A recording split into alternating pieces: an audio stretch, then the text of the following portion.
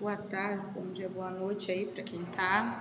Vamos começar aqui a nossa discussão, né? A apresentação do segundo dia do encontro, né? Já está aqui gravando para vocês depois consultarem. Então, eu decidi, né, agora tratar sobre o modelo de Pickman de Lovecraft, mas tem muitos outros contos que a gente poderia trazer, né?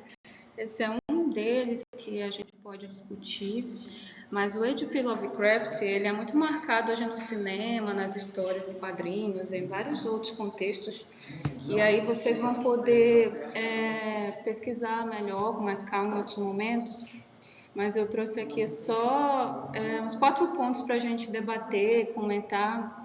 E um deles é o Lovecraft em si, né, que é esse autor um pouco enigmático, porque ele tem vários percursos, várias formas de se interpretar, principalmente relacionado à história, ao contexto histórico dele, que não foi fácil também, mas ao mesmo tempo é interessante a gente discutir por conta da nossa realidade atual, né, que aí tem a questão social, a questão política, a questão cultural, né?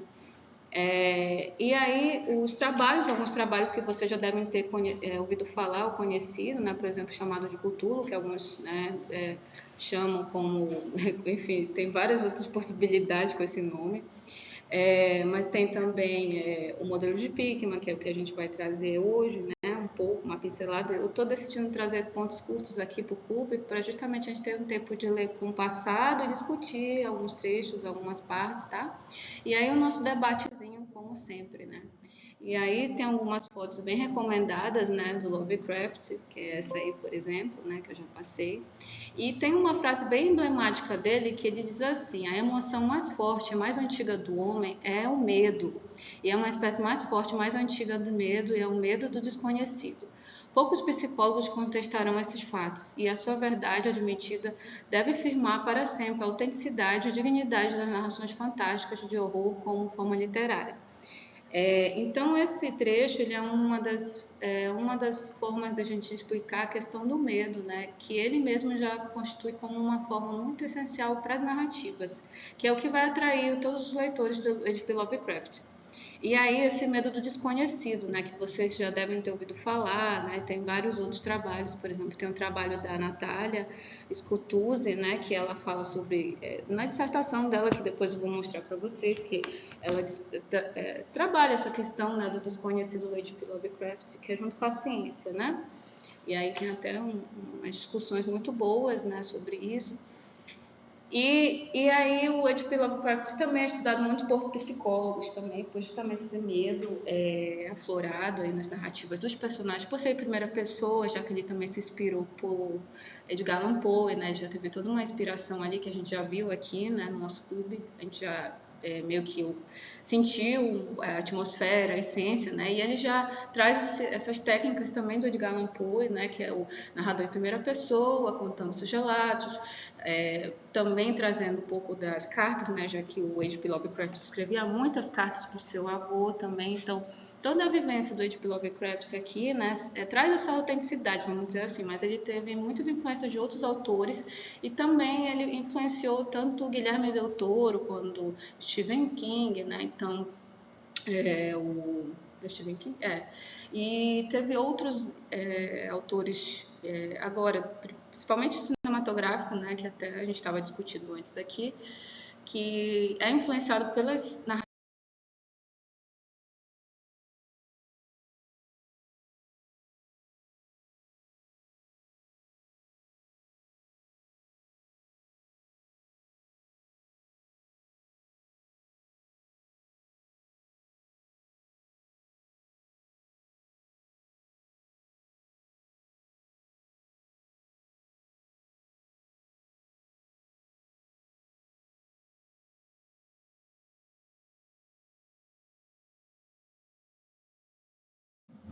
Então, continuando, o H.P. Lovecraft ele nasceu em Providence e ele era uma criança constantemente doente, né?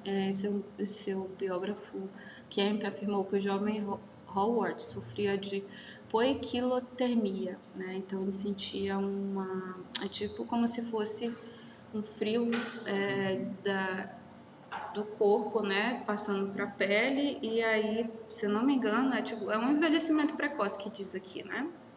E aí é uma raríssima doença que fazia com que a pele fosse sempre gelada ao toque, né? Então ele já passava por esses problemas de saúde, né? Ele frequentou a escola apenas esporadicamente, mas ia bastante. E aí e tinha uma forte crítica social diante dos imigrantes que ele rejeitava, né? Ele tinha essa questão que a gente já vai discutir depois também, questão racista. Ele não entendia muitas comunidades marginalizadas, mas ao mesmo tempo ele se achava superior. Então, apesar dele ter casado também com uma judia que ele detestava essa condição, mas ele passava necessidades financeiras também, mas ele tinha esse pavor, certo aspecto da mulher também. Em algumas narrativas ele traz isso.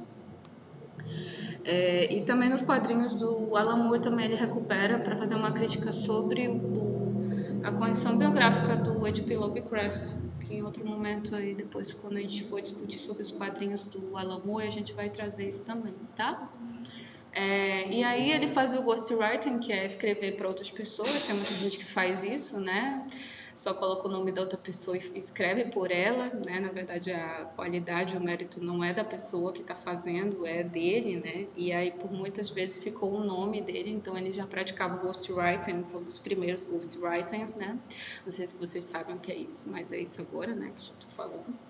E ele trocava cartas com seu avô, casou-se com uma judia e desenvolveu, né, essa questão aí da escrita muito voltada para essas polêmicas, essas questões sociais que a gente também vai ver no modelo de Bickman. E aí ele desenvolveu também um grande pensamento dos estudos monstruosos, né, que até hoje resgata essas pessoas curiosas do tema, que são os tentáculos, né? Então, toda vez que vocês forem ver um tentáculo, sempre vão, como o professor Alexandre sempre fala, por exemplo, saiu esse daqui da análise da Clepsidra, né, do Mitologia Lovecraftiana, A Totalidade pelo Horror, do Caio Benzarias, não sei se vocês já ouviram falar. Aí aqui tem vários capítulos relacionados, né, ao mito para tudo destruir, a obra de Lovecraft, o mito cosmogônico, o mito e as harmonias cósmicas, o outro e a cidade, né, raízes históricas do ciclo de Cthulhu, literatura fantástica de vanguarda. Então, tem umas teorias bem interessantes sobre essa questão. Tem também o do Editor Ex Machina, que fez o Cultos Reunidos do Mestre do Horror Cósmico, que é a segunda edição, essa que eu tenho. E aí tem alguns, enfim, tem uns textos bem legais e os contos, né? Tem alguns contos que são importantes aqui a gente também, futuramente depois, né? Que tem um ciclo de cultura, tem um ciclo dos sonhos, que ele trabalha muito a questão dos sonhos, a questão da juvenila e da miscelânea também. Então, tem outros textos assim voltados para isso, né? Como vocês podem ver, sempre tem imagem quando vocês forem digitar no Google, imagens de H.P. Lovecraft com essa ideia do gótico, né, também como o horror cósmico, que aí tem várias questões sobre isso, que é essa questão da insignificância da humanidade, né? E já partindo para o texto aqui, né, o início diz assim, né, não pense que estou maluco, Eliot. Muitos têm manias mais esquisitas do que essa, porque não ri do avô de Oliver, que se recusa a andar de automóvel. Se não gosto desse maldito metrô, é problema meu. E de toda forma viemos até aqui mais depressa de táxi. Se pegássemos o metrô, teríamos de subir ladeira de Parker Street. Sei que ando mais nervoso do que quando me vi no ano passado, mas não precisa reunir uma junta a esse respeito. Tenho motivos de sobra, Deus sabe, e acho que tenho a sorte de estar são.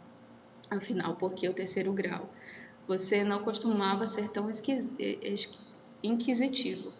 Bem, se tem de ouvir, não vejo por que não deveria. Talvez deva, de qualquer modo, pois ficou me escrevendo como um pai zangado quando soube que eu tinha começado a evitar Art Club e me afastar de Bickman.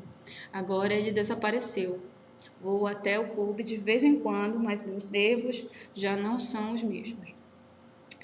Aqui ele já começa a distinguir logo na primeira frase ali, né? Essas questões do que? Da maluquice, né? Da questão de você ficar louco, perturbado. Então, essa ideia do cosmos, né? Como uma pessoa que já está se perturbando psicologicamente, isso é natural das narrativas do H.P. Lovecraft. De você ficar mergulhado nessa loucura, né? É como se fosse uma espécie é, de explicação, de reflexão e também de como você está. Por isso que alguns contos do Lovecraft são científicos demais, né? Tem contos, por exemplo, As Montanhas da Loucura, que aí você vai ver a quilometragem de tal caminho até chegar em tal outro portão. As questões muito científicas também são interessantes de a gente observar nos contos do Lovecraft. Eu vou fazendo volta e meia um resgate de outros contos aqui para vocês terem uma noção mais ou menos como é a narrativa dele. E como ele se inspirou no Edgar Allan Poe, que a gente já viu na vez passada, que foi A Casa de Usher, ele também traz ele contando a história para atrair a gente para participar desse momento, né? O que é que está acontecendo por trás? Então, é o momento da gente pensar, né? E ele já citou aqui o Pickman, né? E o Eliot, que é o que vai participar aqui as coisas, né? Alguém quer ler? Vou deixar alguém para ler. Qual é? Não? Aham. Não sei o que houve no Pickman e nem quero pensar. Você deve ter imaginado que eu tinha alguma informação confidencial quando cortei relações com ele. E é por isso que não quero pensar para onde ele foi. Deixe a polícia descobrir o que puder. Não será muito, considerando que ela ainda não sabe o lugar na velha Norte Índia que ele alugou sob o nome Petrus. Não estou certo de pôde encontrá-lo de novo. Nem se que algum dia ficarei mesmo em plena luz do dia. Sim, eu sei ou temo saber porque ele mentiu. Estou chegando a isso. E acho que você vai compreender antes que eu acabe, porque não digo a polícia. Eles me pediram para guiá-los, mas eu não poderia voltar lá mesmo que soubesse o caminho. Tinha uma coisa lá, e agora não consigo usar o metrô, e você pode rir disso também, nem descer em porões.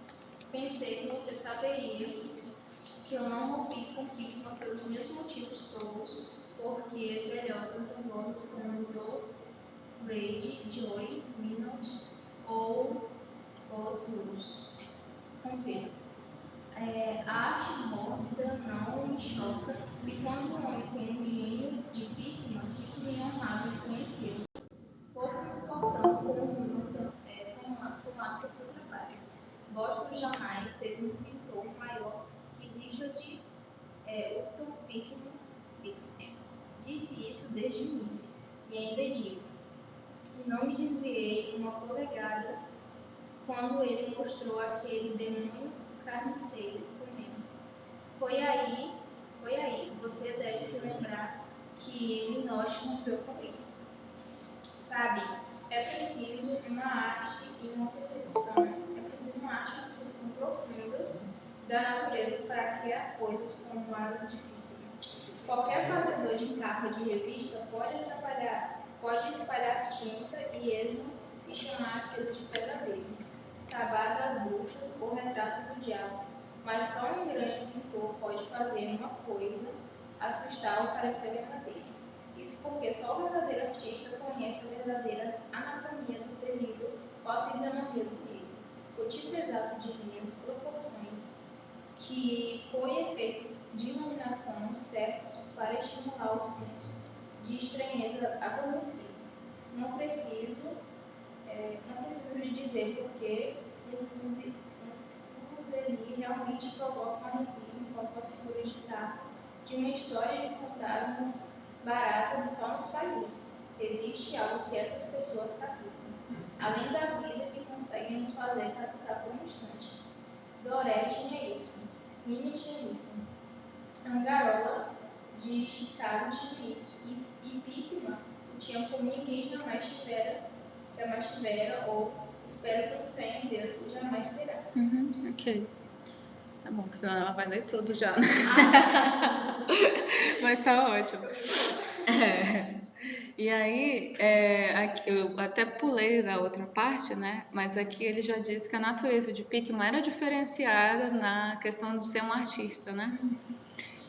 E aí aqui ele diz, né, também, que ele construiu, né, uma espécie até de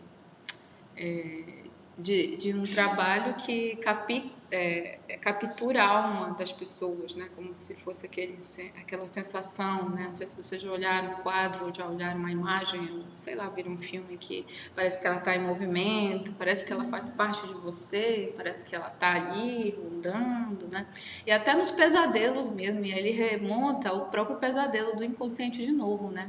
Que se a gente for comparar também aos estudos lá do Freud, também da tríade, né? Também questões macabras dentro do nosso inconsciente. É como se o Pickman resgatasse, se na verdade ele conta, né, também que tem as histórias que da onde o Pickman surgiu, né, que ele fez parte também, né, do contexto de Salem, né, que aí é toda aquela figuração, aquela proposta de perturbar as almas, né, que estavam ali contrário ao regime, ao sistema, e o Pickman já faz isso na narrativa, né? Ele perturba esse colega que está contando para o Elliot aqui, né? E aí ele fala, olha, proporções, essa questão do corpo humano, como é que ele está expresso ali nas imagens, e tanto como o narrador, né, invocando os instintos e também a natureza do narrador. Então aí ele vai meio que tocando a gente, participando todo esse processo, né? Vamos lá, né? Se envolver com a história. E aí o tipo exato, por exemplo, ele fala linhas e propulsões que se associam mentalmente a instintos latentes e memórias hereditárias de pavor.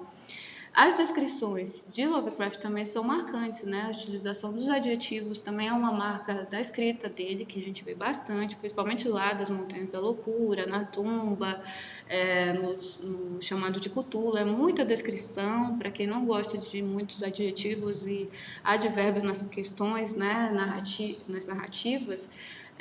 Tem que ter atenção, né? Que aí você é um pouco poético, né? Bastante até, mas você tem que entender que é uma estratégia musical para se chegar nessa atmosfera que ele quer, né? Que é da incompreensão do ser humano de ser quem ele é, né? Uma coisa bem louca, né? Já envolve aí os efeitos da iluminação. Aí ele fala que os efeitos da iluminação certos para estimar o senso da estranheza adormecido, né? Então, essa nossa estranheza adormecida também, o Pickman aqui ele traz isso daí, né? E ele cita também os outros pintores, Doré, né, Cime, aqui. Então, eu acho que eu coloquei alguns aqui para vocês terem uma noção, né? O Nightmare, por exemplo, que é o pesadelo, né? Um sonho penoso, às vezes com a sensação de opressão torácica e dispneia, terminando por um despertar sobressaltado, agitado e ansiedade, né? Quem nunca teve um pesadelo, né? É uma perturbação qualitativa do sono, ou seja, um distúrbio que se passa na nossa cabeça enquanto dormimos, na maior parte das vezes de origem psicoafetiva, embora não seja de excluir a sua etnologia comercial. Acontece quando seu cérebro cria uma situação e faz com que nós achemos uma solução. Essa imagem é o que é citada também lá, né? Tem o Doré também, a Divina Comédia de Doré, que é a Gustave lá no canto 34, que essa imagem eu achei muito interessante também trazer. Alguém que está online aí pode ler esse trecho? Vocês estão conseguindo ler?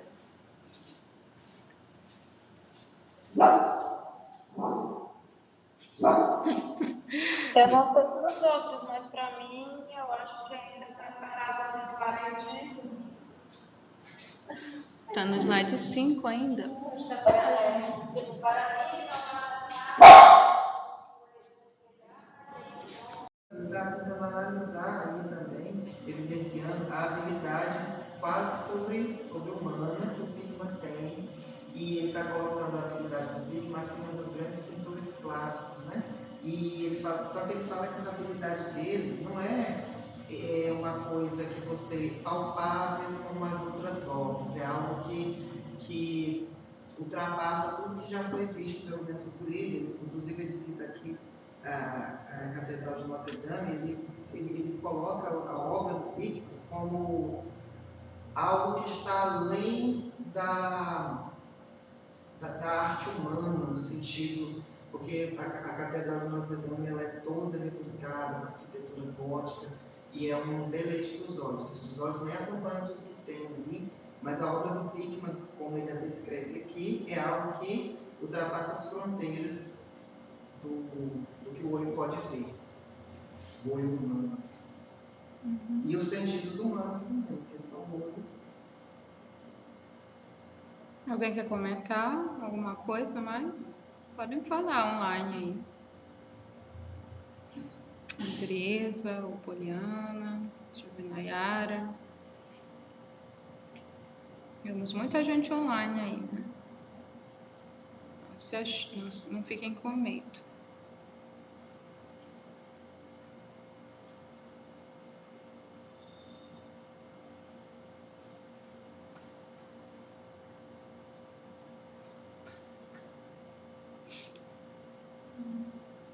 Aí, no caso, ele também resgata, né, esses sonhos fragmentados, que é uma forma também de construir essa existência dos modelos vivos, né? Que todos os modelos Pickman, eles são esses traços meio que recortados, né? De certos acontecimentos ou memórias, e isso vai montando o modelo, né? A própria condição da existência, né? Então, no outro slide diz assim, né? Mas lembre-se que eu não rompi com Pickman por nada assim. Ao contrário, minha admiração por ele continuou aumentando, pois aquele demônio carniceiro comendo era uma realização fabulosa. Como sabe, o clube não quis expô-lo ao Museu de Belas Artes, não quis aceitá-lo como doação. E posso acrescentar que ninguém o compraria, por isso o Pick guardava bem em sua casa até desaparecer. Agora o quadro está com o pai dele em Salem. Como sabe, Pickman vem de uma velha linhagem de Salem e teve uma antepassada bruxa enforcada em 1692. Então, a história de Pickman já tem um traço, né? Ele já deixa uma biografia, a gente nunca esperava isso na narrativa, né? Mas ele soltou assim o narrador, né? Olha, ele mandou pro pai dele, mas além disso, essa história vem longe, né? Ele vem lá de Salem, né? Tem um texto também do Arthur Miller, que é Crucible, que depois eu vou trabalhar com os alunos lá do 2021, né? Que é o Arthur Miller, ele traz também as bruxas de Salem, que é o que é uma narrativa também que é muito interessante, né? E aí o Pickman ele já não é de hoje, né? Ele tá e na obra lá cinematográfica, narrativa cinematográfica do Guilherme Del Toro, que ele não foi ele que foi o diretor, mas ele tem tipo uma coletânea, né? Tem um filme agora, um trecho, um episódio lá no Netflix que saiu sobre esse modelo de Pickman. E aí ele resgata isso daí também, né? Essa bruxa rondeando o território, né? Inclusive ela rodeia o Pickman, né? E também o próprio personagem, deixando ele louco e desacreditado pelos seus amigos, né? Pode falar, pode falar. Uhum. Sim, adaptar qualquer obra do Lovecraft não é uma tarefa nada fácil. Eu até acho que esse Lovecraft desse conto aqui do modelo de Pickman é um Lovecraft contido, digamos assim, porque ele não tem nenhum tipo de criatura muito cheia de detalhes que não se dê para adaptar. Eu assisti eu nunca tinha lido ainda, inclusive a minha visão da obra não está contaminada pelo clássico, digamos assim. Eu assisti primeiro aquilo ali, a gente sabe que o Guilherme Del Toro é um diretor cheio de excessos, né? Ele adora muito excesso, ele gosta muito daquela coisa de sangue gratuito, do grotesco e do horror.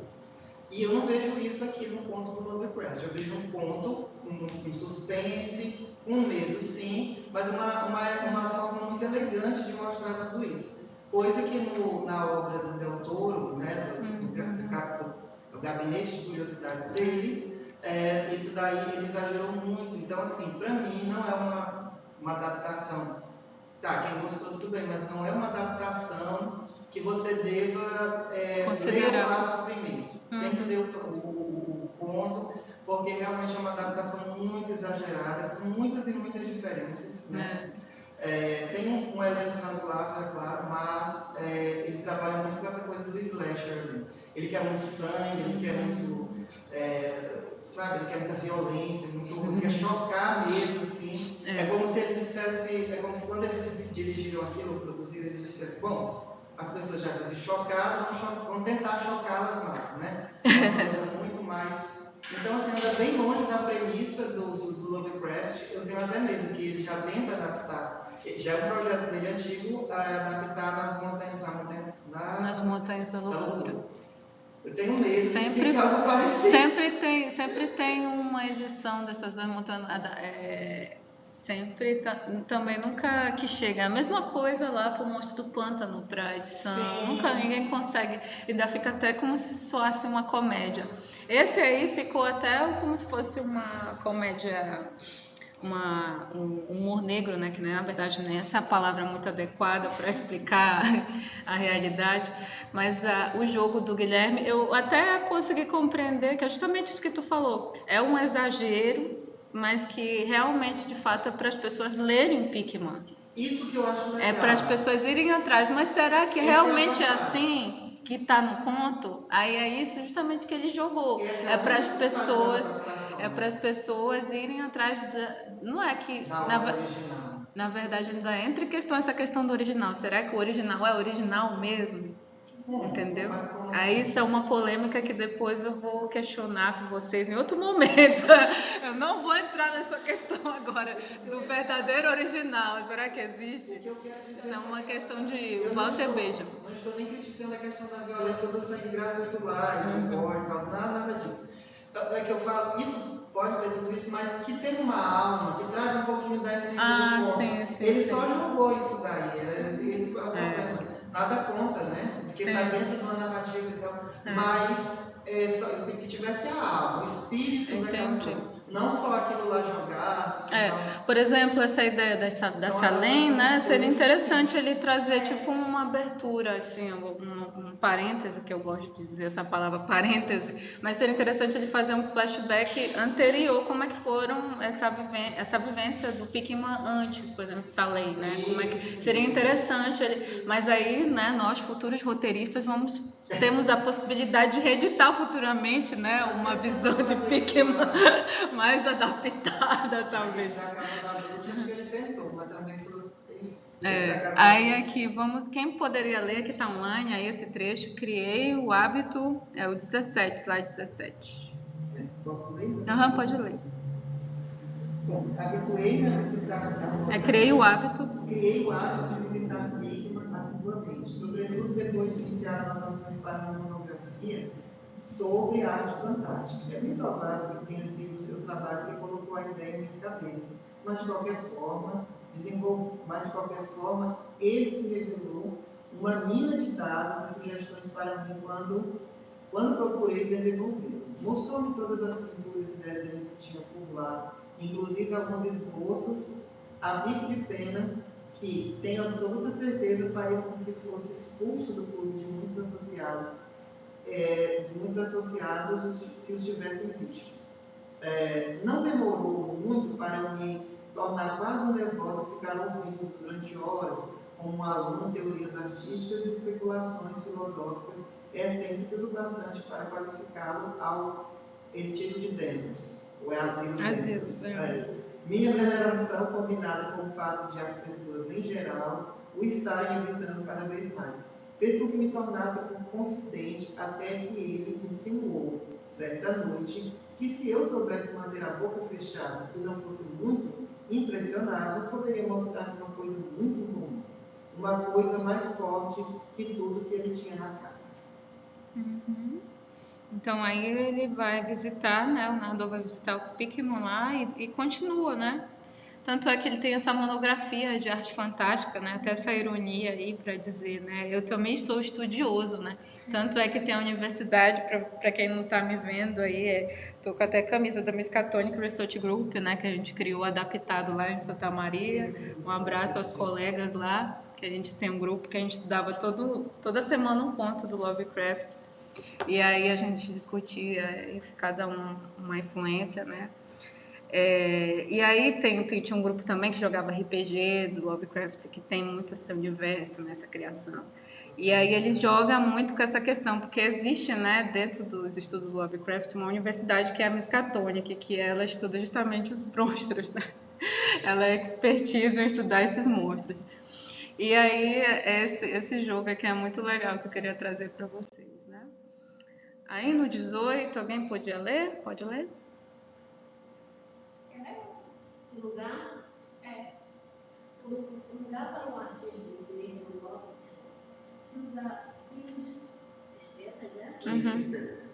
fossem sinceros, eles convenceriam como viveriam com os cursos para o bem das tradições populares. Deus, homens, não pensaram em que lugar eles nasceram foram primeiramente feitos, mas cresceram. Geração a geração de viveiros e sentiram o rio ali. E em tempos em que as pessoas não tinham medo de viver e sentir, e morrer.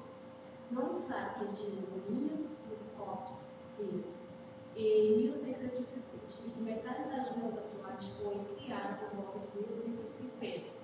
Posso mostrar casas que estão ali há mais de 2 séculos e meio ou mais. Casas que testemunharam que faria uma casa moderna de Jacó. O que sabem os modernos da vida e dos poderes contrários? Vocês não gostariam de saber de fraude, mas aposto que a minha tetratavó poderia contar muitas coisas. Eles a enforcaram na Carlos Rio sob o olhar santarrão de Cotton. Maldito seja, temia que alguém conseguisse libertar-se desse maldito cárcere de monotonia. Tomara bem jogasse o vídeo sobre ele e chupasse o sangue durante a noite. Então aqui ele faz um reclame também social das histórias. E aqui vocês sabem, né, da questão da casa também, né, que ele vai colocando ali a questão histórica, que essas casas também elas tinham anos, né, você lembra lá da casa de Usher? Aí que tem essa outra ideia também aqui, que as coisas estão caindo, tem muita história por trás, tem uma tradição, né, e até a questão do fantástico mesmo, se vocês forem ver, as casas, né, se tornam até formas de se expressar, performática, né, como até na questão do Harry Potter. Oi? Locus, o Remus. Ela fala, ela se comunica. Ela vira um personagem da narrativa. Também. Daquela ruela mal iluminada, dobramos à esquerda para a ruela ainda mais estreita, também silenciosa e sem qualquer iluminação, e num minuto fizemos uma curva em ângulo obtuso, à direita no escuro. Logo em seguida, Pickman produziu uma lanterna revelando uma porta antediluviana de 10 painéis que pareciam terrivelmente ruídas por cupins, destrancando-a, introduzindo-me num vestíbulo vazio vestido do que teria sido esplêndidos painéis do carvalho escuro, simples e, é claro, mas muitíssimo sugestivo de tempos Andros, Philips e da bruxaria. Depois ele me levou para uma porta à esquerda, acendeu uma lamparina e me disse para ficar à vontade.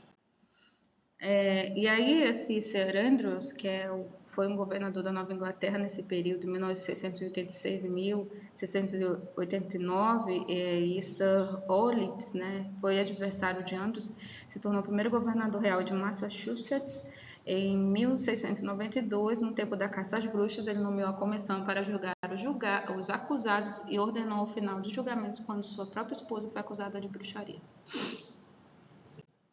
Então aqui essa região de Salem, geograficamente, né? Aí essa casa aqui de Salem, né? É uma casa que até hoje existe, né? Tenho até vontade de visitá-la.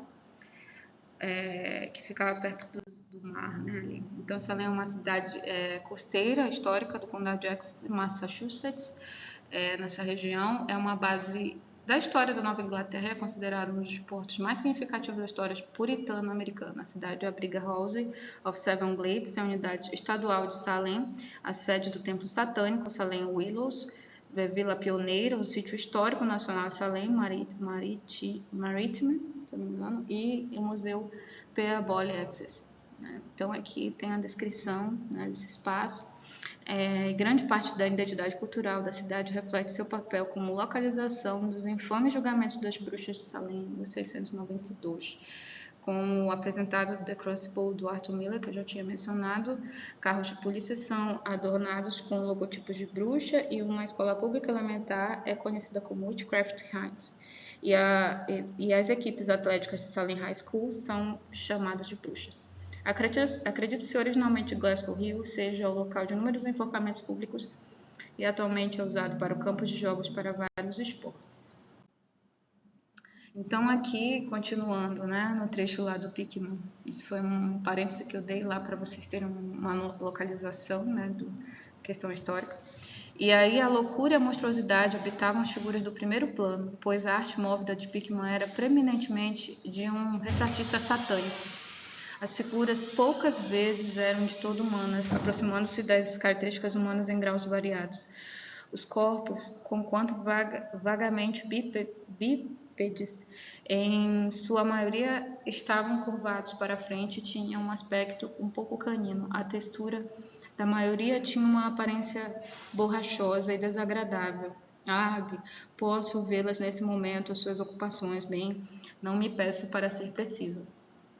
Então, a perturbação dessas imagens que ele via, né, começava a entrar em colapso, né? E aí ele chamava o Pickman de satânico, né? Hoje em dia, isso daí é polêmica para a igreja católica, evangélica, enfim, né? Para quem gosta de acreditar, nós estamos num período agora muito apocalíptico, né? E as narrativas estão nos cercando. Mas no todo, né, se a gente for comparar, e eu tenho estudado isso, né, e na Torá ela não diz que o Satã o Satã no sentido de personagem. Se a gente for estudar no hebraico, né, realmente ela é Satã, que é o adversário. Então nós é como se fosse o nosso próprio adversário. E em todos os contextos da narrativa da Torá diz que o Satã é o seu adversário, não é na verdade como se fosse um personagem. Então se um soldado está lutando com o outro, ele é o Satã do outro. Então, o Satã é o adversário, mas não é uma personalidade na Torá. Mas na cristã, nos domínios cristãos, né, da cultura grega, italiana e tudo, então, enfim, se envolveu todo um contexto, né, histórico dentro das religiões para conceituar o Satã como essa personalidade, né? E aqui posso vê-las nesse momento, suas ocupações. Bem, não me peça para ser preciso. Em geral, estavam comendo, não direi o que é, o que.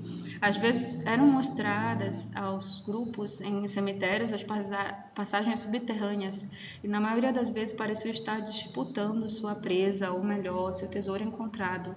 E que maldita expressividade Pickman emprestava de vez em quando os rostos cegos deste butim sepulcral. Por vezes as coisas eram mostradas saltando por sua janela aberta à noite ou acocoradas nos peitos de pessoas adormecidas lacerando suas gargantas. Uma tela exibia um círculo delas uivando em volta de uma bruxa enforcada de Glasgow Hill, cujo rosto sem vida tinha grande semelhança com os seus. Mas não pense que foi todo nesse negócio hediondo de tema e cenário que me baqueou. Não sou nenhum garoto de 3 anos e já vi muita coisa assim antes. Foram as faces, Elliot, aquela maldita faces que olhavam a esguelha, babavam para fora da tela parecendo vivas. Deus, acredito piamente que estavam vivas. Aquele feiticeiro asqueroso tinha avivado as chamas do inferno com o pigmento do seu pincel. Tinha sido uma varinha mágica na criação do Ru. Please, passe a Elliot. Alguém pode ler que está online aí? À medida que fui me recompondo e me acostumando com essa segunda sala impregnada de morbidez, estupidez e perversidade, comecei a analisar alguns aspectos de minha estonteante repugnância. Em primeiro lugar, pensei comigo mesmo, essas coisas causavam repugnância. Desculpa. Em primeiro lugar, pensei comigo mesmo. Repugnância por sua total. Repugnância por sua total desumanidade. Por revelarem. E por sua total desumanidade e por revelarem a dura crueldade de Pickman. O sujeito tem de ser um inimigo implacável de toda a humanidade para extrair tal prazer da tortura mental e corporal e da degradação do corpo mortal. Em segundo lugar, elas atemorizavam por sua verdadeira grandeza. A arte que continham era a arte que convencia. Vendo os quadros, víamos os próprios demônios e eles nos apavoravam. E o curioso é que o Pickman não tinha nada de sua força de uso da seletividade ou do grotesco. Nada era borrado, distorcido ou convencionalizado. Os contornos eram nítidos e naturais, e os detalhes eram quase dolorosamente definidos. E as caras? Então, assim, e as caras? O que ele via não era a interpretação de um belo artista, era o próprio pandemônio. Claro, como cristal na sua rigorosa objetividade. Era isso por Deus. O homem não era, de modo algum, um fantasista ou romântico. Ele nem mesmo tentava nos dar a sensação efêmera e tumultuosos sonhos, mas refletia fria e ironicamente um mundo de horror estável, mecânico e bem estabelecido que considerava íntegro, brilhante, simétrico e implacável.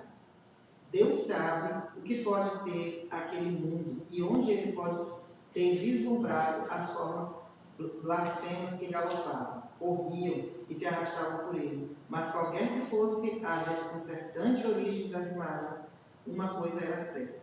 Pickman era, em todos os sentidos, na concepção e na execução, um completo, apurado e quase científico realista. Muito bem. E aqui ele traz, né, que ele não era romântico, fantasista. É uma crítica também aos românticos, né, que tinha aquela sensação de solidão, né, que a pessoa tinha que ficar separada e tal. Então, uma outra espécie de solitude, né, também podemos dizer assim, da intenção aqui do personagem do Pickman, porque ele já trazia uma certa produção que mexia, né, com toda uma sensação estética, filosófica e o medo, né, o medo do próprio narrador. Acho que eu pulei aí. As pinturas, quem pode ler? As pinturas e narradores. Eu posso. Pode ler, então. As pinturas inacabadas sobre a composição de Gonçalo,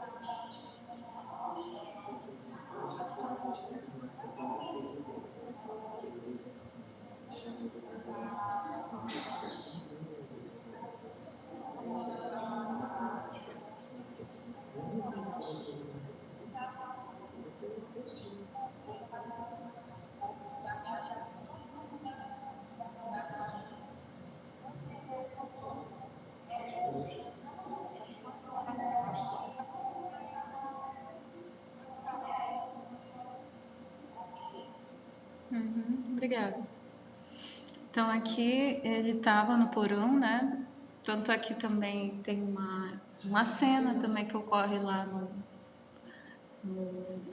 na adaptação, né? Que ele entra nesse porão e aí começa a visualizar, né? As pinturas com outro olhar também, né? Mais afastado da luz também e como se ele estivesse sonhando, né?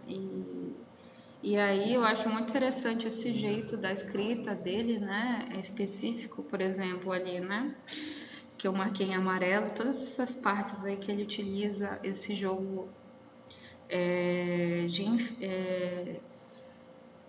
de finitude, né? Também de insignificância, né? E aí diz assim, havia alguma coisa muito perturbadora nos esboços não seantes nas monstruosidades semi-acabadas, né? Semi-acabadas, quer dizer que elas ainda estavam ainda, então a gente já fica imaginando, né? Traz essa imaginação para a gente também, como é que estavam essas pinturas, né? Como essas pinturas estavam sendo construídas, né?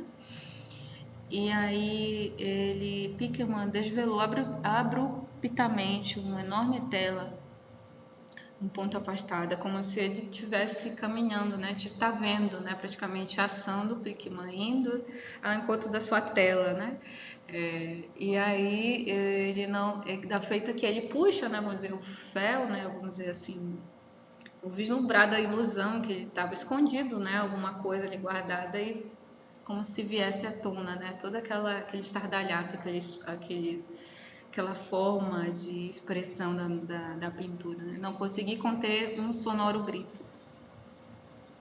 E aí depois é como se ficasse aquele eco no porão, né? O eco do porão, aquele desespero, aquela sensação de sufocamento, né? Essa parte é muito forte também. Tem bastante nos contos do Lovecraft, essa descrição, né? Quem pode ler mais aí? Pode ser online aí, quem tiver online.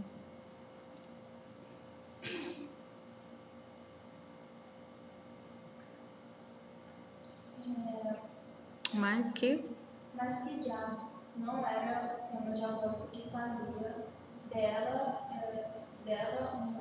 um perecível manancial de todo o plano. Não era isso, nem a cara de cachorro com suas orelhas pontiagudas, olhos irritados, nariz chato e beiços caídos. Não eram as garras escamosas, nem o corpo coberto de mofo, nem os pés semi-ungulados, nenhuma dessas características, embora qualquer uma delas pudesse perfeitamente revelar um homem nervoso à loucura. Era técnica, Elliot, a maldita, a ímpia, a desnaturada técnica. Como serviu de sopro, nunca vi em nenhum outro lugar o verdadeiro sopro da vida tão impregnado na terra. O monstro estava ali. Ele olhava ferozmente e ruía, e olhava ferozmente. Eu sabia que só uma suspensão das leis da natureza poderia permitir que um homem tentasse uma coisa daquela sem um vislumbre do mundo inferior que nenhum mortal não tenha vendido a alma ao diabo jamais teve. Aí essa questão do vivo, né? Morto-vivo, como se a morte ela tivesse viva, né? É uma questão também que a gente discute bastante no estudo do gótico, né? Que é porque a gente gosta muito da questão do sombrio, né? Resgatar, né? essa linguagem mais densa, porque ali existiu ou existe uma vida. É como se a ausência de vida ela também fosse interessante para a gente entender, né? Por que existe essa ausência de vida? Ou se aquilo ali realmente já é uma vida por si, né? Então existe essa discussão aí dos grupos nietzschianos, né? Da condição humana, da própria evocação, né? Se a gente faz parte do todo, então o que é isso, né? Esse tudo, se ele não... Que também tem nos estudos do Blake Campbell, né, que é, no caso a Poliana também está estudando com a gente discute bastante isso, mas muita gente diz que eu sou junguiana, né, por conta dessa questão da luz e sombra, né, que de entender essas camadas, esse duplo, mas que na verdade eles são um só, né? Então é como se fosse aquela questão do yin yang, né? E aí eles estão contemplados ali no sol, né? A nossa diversidade é a nossa diversidade, né? Ao mesmo tempo ela faz parte do que somos. Então ela nunca está desconectada, né? Então essa reverberação do que somos, na verdade, é o oposto de nós, né? Que se ele não existir, nós não existiríamos, né? Então é uma questão de condição. Às vezes, porque existe aquele opositor, né, que é o Satã, né? Mas na verdade ele está ali cumprindo o papel que somos de nós mesmos que estamos atualizando, né? Você nosso modo expiatório dos casos. Também, Acho que ele é né? mais um escravo da comunidade do que outra. Exatamente. Aí aqui, sim, aquele papel foi o motivo porque me afastei de Pickman. Richard Gilson Pickman, o maior artista que jamais conheci, a criatura mais abjeta que jamais transpôs as fronteiras da vida para os abismos do mito e da loucura, né? Que olha, as fronteiras da vida para os abismos, né, do mito. Aí Eliot, o velho Reid tinha razão, ele não tinha estritamente humano, ele não era estritamente humano. Na verdade, o Pickman já não era humano, né? Ele era uma... É aquela questão, né, que as pessoas têm de encantar as pessoas, né? Aqui ele já diz que ela não é mais humana, ele é uma outra coisa que não é mais, né? Ou ele nasceu em trevas desconhecidas, ou descobriu um meio de destrancar o portal proibido. Na mesma, agora, pois ele se foi, de volta para as trevas fabulosas que gostava de frequentar. Olhe, vamos acender o candelabro. Não me peça para explicar ou mesmo conjecturar sobre o que eu queimei. Também não me pergunte o que havia por trás daquele trepador parecido com uma roupeira de Pickman, se tão ansioso para fazer passar por rato. Há segredos, como sabe, que devem ter vindo de tempos da velha Salem. O Cotton Martin conta coisas ainda mais bizarras. Mas você sabe como eram vividas as malditas pinturas de Pickman, como todos nos perguntávamos onde ele conseguia aquelas caras.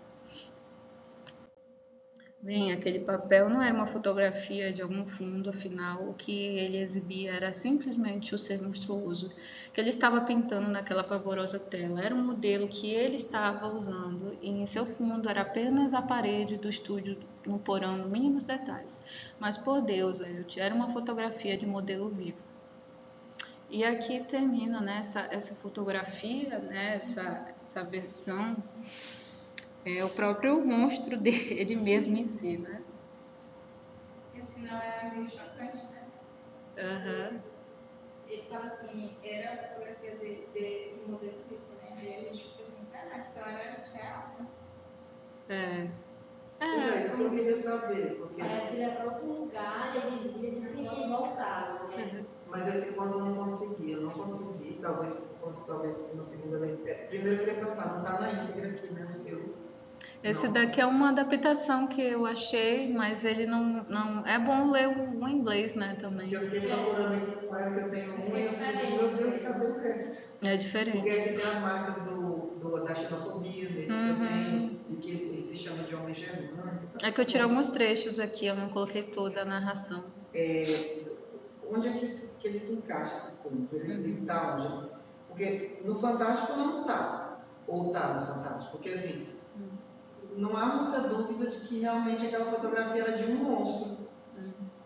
No Estranho não está, porque não era delírio de ninguém ali, né? Todo, de fato, pelo menos eu não vi nenhum traço de delírio. No Maravilhoso, só é o único lugar que pode estar, mas é toda a nossa sociedade. É a nossa realidade de todas as formas. Foi a primeira coisa que eu não consegui categorizar em nenhum dos três dos gêneros impostos, estudados pelo Todorov. Claro que ele está dentro da narrativa fantástica, mas dentro dos gêneros do fantástico. É porque tu tá vendo uma perspectiva do Todorov, né? Porque se tu for... Sim, também. Pois é. Porque tem várias perspectivas do fantástico, são vertentes do fantástico, né? Por exemplo, os estudos os góticos, as narrativas góticas, que é esse que se enquadra, é uma vertente do fantástico, é um modo fantástico. É o modo da narrativa, por exemplo, a Felipe Furtado, que é a professora Marisa Gama Calil e o Flávio Garcia também tentam discutir essa questão do modo. Do Todorov é uma perspectiva estrutural da excitação, do leitor com a narrativa, né? Durante esse processo, será que não teve esse pacto? É isso que tem que questionar também. Esse pacto de excitar o leitor, né? No caso que essa podemos dizer a intenção dos estudos de Todorov, né? Que proporcionar às narrativas fantásticas ter essa estrutura metodológica, vamos dizer assim, que um conto traz para traz essa excitação, né? Que é esse choque, que é esse momento que você a excitação. Pois é isso que eu falo. Eu não tive uma. Porque eu tenho o mesmo pensamento que ela também. Porque a gente tem quase certeza que é um monstro mesmo na fotografia. Aí eu acho que pela perspectiva de Todorov, que foi o que eu mais li, então eu posso, é um jeito de enquadrar no maravilhoso, que eu preciso enquadrar. Porque no teu caso tu gosta de caracterizar. Exatamente. Pois é, mas aí é outra coisa agora. Porque eu gosto de colocar para explicar. Por isso, porque o nosso grupo é fantástico, porque tem as vertentes do fantástico. Dentro do fantástico tem a ficção científica, tem o agora, que é isso que tá se condensando, o que está se condensando é o horror cósmico, é uma outra vertente, que é o que está se condensando, que também é o New Weird, pode até chegar um pouco no New Weird, mas nem tanto, aí entra numa outra discussão. Mas a ficção científica não precisa ser enquadrada dentro de um desses gêneros dele. Por exemplo, na ficção científica nós podemos trabalhar ela dentro do maravilhoso, que ela está lá, que é num mundo onde eu não preciso ficar fazendo essa indagação que eu estou fazendo aqui no conto dele. Por exemplo, ninguém vai perguntar lá em Senhor dos Anéis porque tem águias gigantes. É daquele mundo. Né? Até as pessoas falam, mas o Senhor dos Anéis é o nosso mundo. Não é. Assim como a X-Men também não.